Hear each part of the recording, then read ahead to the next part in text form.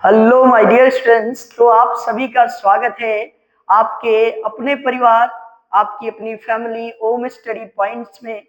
जैसा कि हमने आप लोगों को बताया था कि हम बोर्ड्स के रिगार्डिंग आपको प्रिपेयर करेंगे, ये हमारी जिम्मेदारी भी है। तो इस क्लासेस को, जो मैथ की क्लासेस है, उनमें इंपॉर्टेंट क्वेश्चंस की जो सीरीज है उनको आगे बढ़ाते हुए आज, कल हमने समांतर श्रेणी के कुछ क्वेश्चंस देखे थे जिनमें सारे नहीं हो पाए थे, तो आज उनको आगे बढ़ाने का, जो किस तरीके से और क्वेश्चंस बन सकते हैं उन सबको देखे जाने में, जो इंपॉर्टेंट क्वेश्चन है उन सबको देखा जाना है। ठीक है माय डियर स्टूडेंट्स। तो जैसा कि आप सभी लोग जानते हैं कि बोर्ड, बहुत ही जल्द बोर्ड की परीक्षाएं प्रारंभ होने वाली है, तो ज्यादा से ज्यादा क्लासेस को अटेंड करके अपनी जो प्रिपरेशन है उसे बूस्ट करिए। ठीक है, चलिए स्टार्ट करते हैं क्लास को। ठीक है, ओके।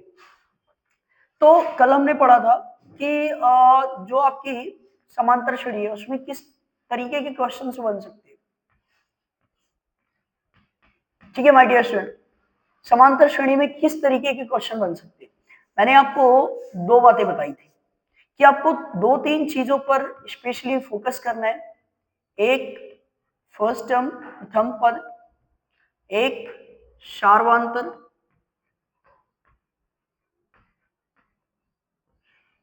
और तीसरा जो आपका होता है वो एनवा पद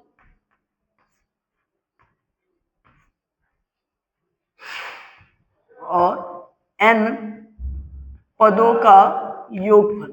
ठीक है, एन पदों का योगफल। ठीक है माय डियर स्टूडेंट्स। तो ये बड़ा इंपॉर्टेंट है कि आप किस तरीके से मैनेज करते हैं। देखिए, जो क्वेश्चंस उठ रहे हैं अभी रिसेंट में, तो एन जो योगफल है, जो सम के क्वेश्चंस है, सम के क्वेश्चंस उठते हैं माय डियर स्टूडेंट्स। सम के क्वेश्चंस उठते हैं आपके, जैसे लॉन्ग टाइप हो गया, लॉन्ग टाइप में उठते हैं। लॉन्ग टाइप में आपके सम के क्वेश्चंस उठते हैं जिन्हें आप दीर्घ उत्तरीय प्रश्न कहते हैं। ठीक है, जिन्हें आप क्या कहते हैं, दीर्घ उत्तरीय प्रश्न कहते हैं। ये दीर्घ में आते हैं, अब दीर्घ में भी आते हैं और साथ साथ लघु में भी आते हैं, लघु में भी आते हैं, दीर्घ में भी आते हैं। तो ये एक सेटअप होता है कि किस तरीके से आपको हैंडल करना है सिचुएशन को। ठीक है, चलिए देखते हैं।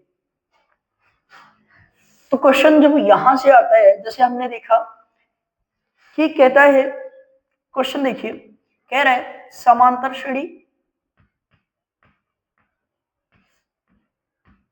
समांतर श्रेणी 2, 3, 4, 5 डॉट डॉट का कौन सा पद 146 होगा। आपको एक समांतर श्रेणी दी गई, नॉर्मल बात है। इसको कठिन भी बना सकते हैं अगर सार्वधातुक के बीच का बड़ा ले ले, लेकिन हमें पहले सीखना है फिर क्वेश्चंस को करना है माय डियर स्टूडेंट्स। तो कह रहा है कि कोई एक समांतर श्रेणी है जिसमें पहला जो पद है वो 2 है, दूसरा 3, 4, 5, 6 ऐसे करके सारे पद। इनके बीच की जो गैपिंग है वो कितनी है, 2 से कितना आया 3, 3 से 4, 4 से 5। अगर देखें सब में गैपिंग कितने की, 1 की है। मतलब अगर हम देखें सार्वधातुक कितने का है, तो 1 का है। तो कह रहे कौन सा पद 146 होगा, तो पहले डालते हैं हल। माना श्रेणी का nवां पद 146 होगा। ठीक है माय डियर स्टूडेंट्स, क्या कह रहा है कि माना जो श्रेणी है उसका nवां पद जो है वो कितना होगा, 146। अब ये इंपॉर्टेंट है कि nवां पद 146 तथा दिया है, तथा दिया है, क्या दिया है, प्रथम पद। प्रथम पद कितना दिया गया है my dear students, small a बराबर प्रथम पद कितना है, 2। सार्वधातुक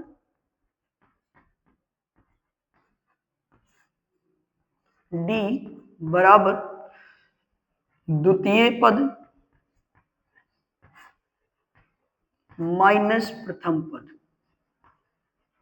द्वितीय पद माइनस प्रथम पद। द्वितीय पद है आपका 3, प्रथम पद है आपका 2।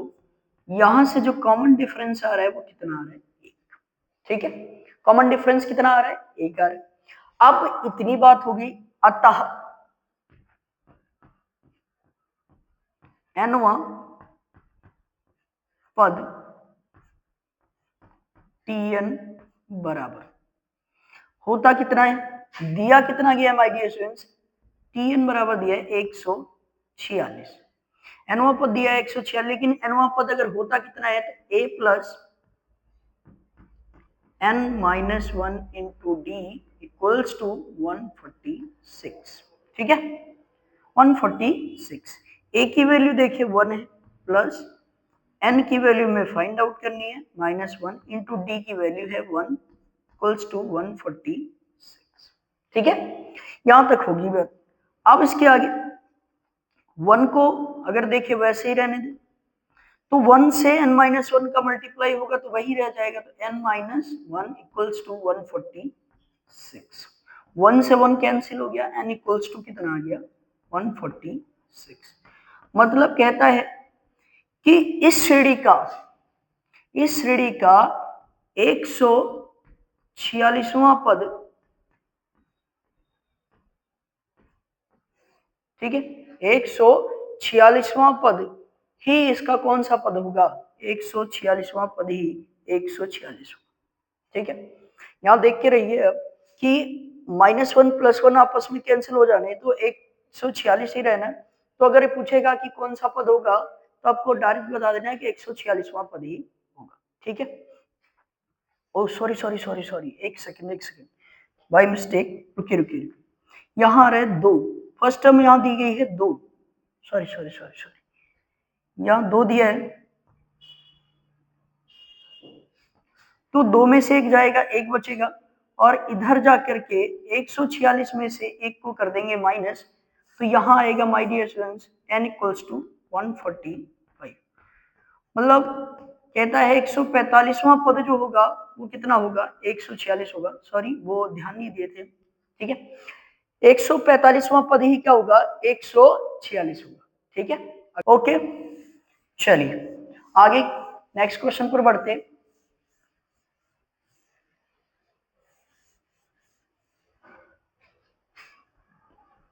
अगला क्वेश्चन कहता है कि समांतर श्रेणी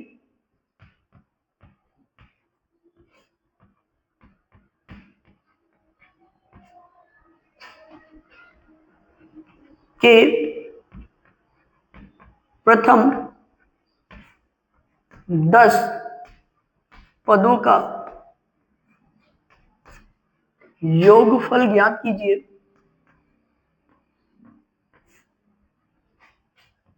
योगफल ज्ञात कीजिए। समांतर श्रेणी के प्रथम 10 पदों का योगफल ज्ञात कीजिए यदि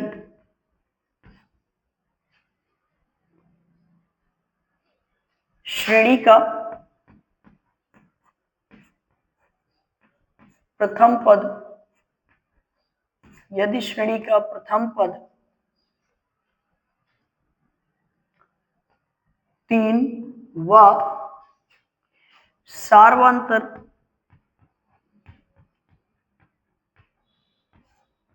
5 हो।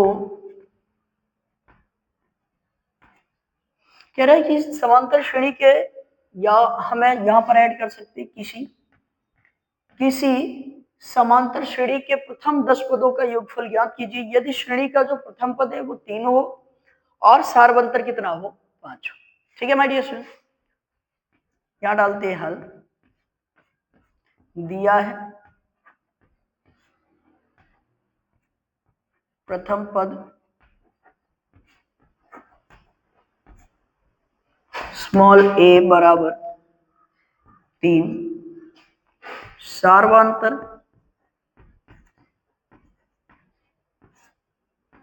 d बराबर 5।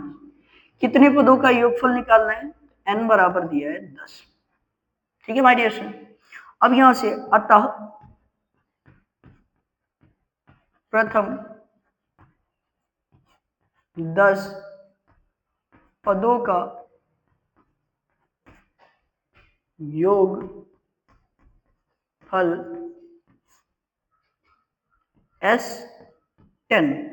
Sn बराबर होता है n/2, n की जगह 10 है तो 10/2 into 2a, a first term कितनी है 3, 2a प्लस n की जगह है 10 -1 इंटू डी की वैल्यू कितनी है माय डियर स्टूडेंट्स 5।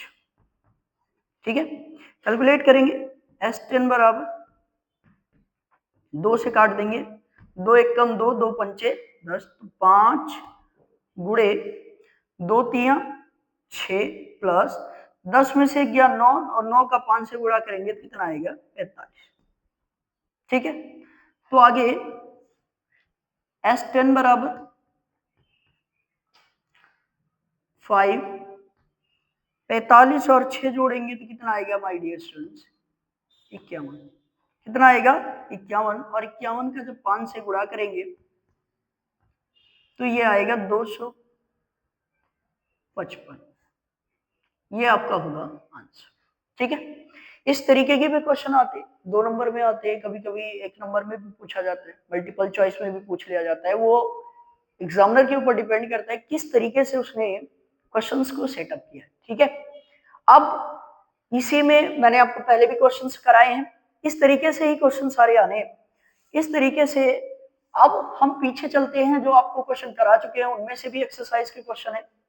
जैसे द्विघात समीकरण से क्वेश्चन था, द्विघात समीकरण से क्वेश्चन एक और था जो हमसे एक लड़के ने पूछा था कि द्विघात समीकरण कि सर हमको द्विघात समीकरण में बड़ी दिक्कत होती है, तो उसके भी क्वेश्चन एक दो करा देते हैं क्योंकि ये सीरीज ही इंपॉर्टेंट क्वेश्चंस की है, जितने ज्यादा हो जाए।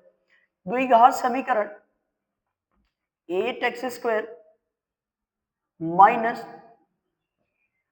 16x प्लस 6 बराबर 0, 8x² minus 16x plus 6 equals to 0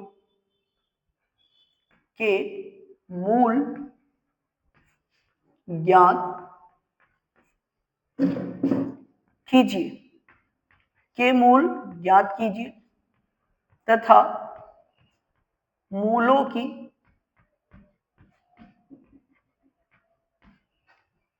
प्रकृति भी ज्ञात कीजिए।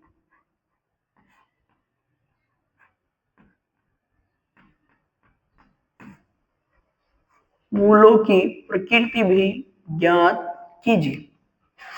सॉल्यूशन,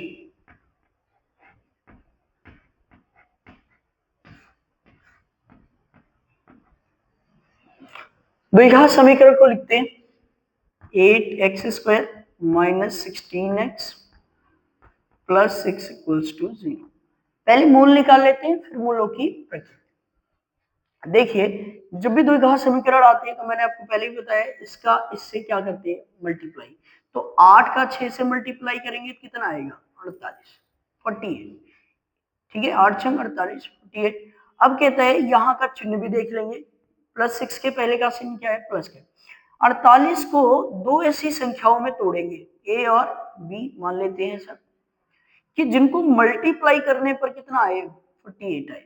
लेकिन जब इन दोनों संख्याओं को हम क्या कर दे, यहाँ के चिन्ह के अकॉर्डिंग चलेंगे, ऐड कर दे, प्लस कर दे तो कितना आ जाए बीच वाला नंबर आ जाए, दैट मीन्स कितना आ जाए 16 आ जाए। ठीक है, तो हम एक चीज जानते हैं कि 48 के दो फैक्टर्स 12 एंड 4, 12 चौक कितना होता है 48, 12 चौक 48, और 12 और 4 का गुणनफल जो है वो तो आ रहा है 48। क्या 12 और 4 को जोड़ने पर 16 आ रहा है? बिल्कुल आ रहा है। दैट मीन्स हमारी जो नंबर्स होंगी वो क्या होंगी 12 एंड 4। जो आपकी बड़ी वाली संख्या होगी वो 12 होगी, छोटी वाली जो होगी वो क्या होगी 4। तो बड़ी वाली संख्या को पहले लिखते हैं, जैसे 8x² जैसे है उसको वैसे लिखना है, फिर जो चिन्ह लगा है वो चिन्ह लगाना है, बड़ी वाली संख्या लिखना है, बड़ी वाली संख्या 12 है तो 12 लिखना है, साथ में क्या लगाना है x लगाना है। अब इस चिन्ह के अकॉर्डिंग ही आगे काम होगा, क्यों? अगर जोड़ना है तो जोड़ने के लिए जो भी नंबर हम लिखेंगे उसके चिन्ह का सेम होना, उसके साइन का सेम होना बहुत जरूरी है। उसका अगर चिन्ह समान नहीं है तो संख्याएं घट जाएंगी, विपरीत हो गए तो ये माइनस है, दूसरा क्या होगा माइनस। ये 12x, ये क्या हो गया 4x, प्लस का क्या हो गया 6 बराबर 0। ठीक है, अब यहां से अगर देखें फैक्टराइजेशन में कॉमन लेना स्टार्ट करें तो 4 कॉमन है और साथ में x कॉमन है। ठीक है, कैसे 8 को क्या लिख सकते हैं 4 गुणे 2, 12 को लिख सकते हैं 4 गुणे 3, तो 4 यहां से 4 यहां से कॉमन हो गया। ठीक है, तो एक x निकल गया, x की घात 2 थी तो एक x निकल गया, क्या बचा 2 बचा और साथ में x बचा, बीच में चिन्ह माइनस, 4 निकल गया क्या बचा 3, x भी निकल गया तो केवल क्या बचा 3। ठीक है, ये कॉमन लेने के नॉर्मल तरीके जो आप जानते रहिएगा, डायरेक्ट कॉमन लिया जाता है। अब 4 को लिखेंगे क्या 2 गुणे 2, 6 को लिखेंगे 2 गुणे 3, दोनों से 2 कॉमन है, लेकिन एक्चुअल में हमें यहाँ माइनस है, यहाँ प्लस है, प्लस बनाने के लिए माइनस का कॉमन लेना जरूरी है, तो माइनस कॉमन लिया साथ में 2, तो माइनस वाली टर्म हो जाएगी प्लस, 1 2 कॉमन निकल गया तो क्या बचा 2 बचा, साथ में बचा x, प्लस वाला टर्म चेंज हो जाएगा, माइनस कॉमन लिया है तो ये हो गया माइनस, 2 कॉमन ले लिया तो क्या बचा 3 बराबर 0। यहां ये दोनों सेम सेम है तो इनको कॉमन ले लेते, 2x माइनस 3 और दूसरा ब्रैकेट लगाया, यहां क्या बचा 4x, यहां क्या बचा माइनस का इक्वल्स टू 0। ठीक है, अब इंप्लाइज दैट दो संख्याओं का गुणनफल 0 कब होता है माय डियर स्टूडेंट्स, दो नंबर्स का मल्टीप्लिकेशन कब 0 होगा, दो संख्याओं का गुणनफल 0 कब होगा, जब उनमें से एक संख्या 0 के बराबर। इंप्लाइज दैट का मतलब ऐसा है कि या तो 2x माइनस 3 0 के बराबर होगा या 4x माइनस 2 जो है वो 0 के बराबर हो। ठीक है, अब यहां से देखिए तो x बराबर देखिए -3 उधर जाएगा +3 और 2 जाएगा बटे में तो यहां आएगा +3/2, ये एक मूल हो गया, या दूसरा +2 उधर जाएगा क्या हो जाए, अरे -2 उधर जाएगा +2 बटे में क्या आएगा 4, काट देंगे 2 1 कम 2, 2 दूनी 4, तो दूसरी वैल्यू जो x की आएगी वो क्या आएगी 1/, ठीक है वो क्या आएगी 1/, ठीक है, एक वैल्यू 3/2, दूसरी 1/2, ये इसके क्या हो गए मूल, क्या हो गए मूल। अभी तो हमने मूल फाइंड आउट किया, तो मूलों की प्रकृति कैसे हम जानेंगे, देखिए मूलों की प्रकृति निकालने के लिए इसकी तुलना हम जर्नल दैट मीन सामान्य द्विघात समीकरण से करेंगे। ठीक है, देखिए इसको कंफर्म कर लीजिए फिर इसको मिटा देते हैं। ठीक है, ओके,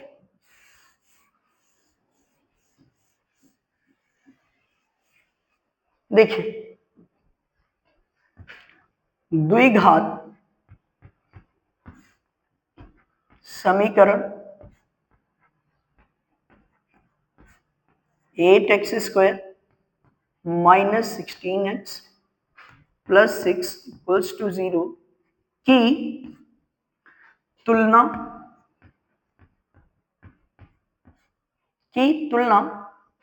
किससे करेंगे my dear students, ax² plus bx plus c equals to 0 से करने पर करेंगे इनसे तुलना, तो a बराबर क्या दिखेगा, a बराबर देखिए x² का गुणांक क्या है 8, तो a बराबर आ गया 8, कॉमा b बराबर, यहां से देखिए b बराबर प्लस का, यहां प्लस है प्लस बनाएंगे -16, क्या आएगा -16, c बराबर देखिए तो प्लस का 6। ठीक है, अतः विविक्त कर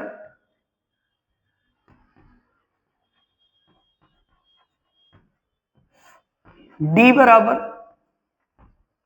b² माइनस 4ac से, d बराबर b की वैल्यू रखेंगे 16, वो भी किसका माइनस का, -16 का होल स्क्वायर माइनस 4 गुणे a की वैल्यू है 8 और c की वैल्यू है 6, तो d बराबर अगेन 16 का जब स्क्वायर हम निकालते हैं तो हमको पता है कितना होता है 256।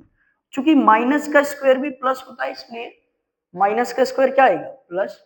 अब अगर 8 छंग 48 और 48 का गुणा करते हैं 4 से तो 48 दूना 96 और 96 का डबल करेंगे तो आपका आएगा my dear students 192। That means D की वैल्यू कितनी आएगी, डी इक्वल्स टू माइनस करेंगे, ठीक है। 6 में से 2 गया 4, 5 में से 9 जाएगा नहीं तो 15 में से 9 गया 6 और यहाँ आया 0। मतलब डी की वैल्यू ओवरऑल कैसी आ रही है, पॉजिटिव आ रही है।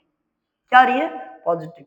तो मैंने आपको पहले भी बताया था कि यदि विविधकर डी का मान ग्रेटर देन 0 है, क्या है, ग्रेटर देन 0 है, 0 से बड़ा है, तो जो मूल है वो कैसे होंगे, वास्तविक। मूल कैसे होंगे, वास्तविक तथा असमान, वास्तविक तथा असमान होंगे, ठीक है। और अगर d की वैल्यू जो लेस देन 0 है, 0 से छोटी है, तो मूल कैसे होंगे माय डियर स्टूडेंट्स, तो मैंने वो भी आपको बता के रखा है कैसे होंगे, काल्पनिक, ठीक है। फिर अगर d की वैल्यू 0 के बराबर है, इस पर भी क्वेश्चन होने, तो मूल क्या होंगे, बराबर। तो मूल कैसे होंगे, बराबर। तो मूल आपके कैसे होंगे, बराबर। तो ये मेन बातें हैं जो आपको पढ़नी है, ठीक है। आज की क्लास बस इन्हीं क्वेश्चंस के साथ समाप्त हो रही है। हाँ, अगली जो क्लास है वो फुल टेक्नोमेट्री की क्लास रहेगी। 2 क्लासेस में टेक्नोमेट्री को हम पार्ट वाइज बांट करके रखेंगे, ठीक है।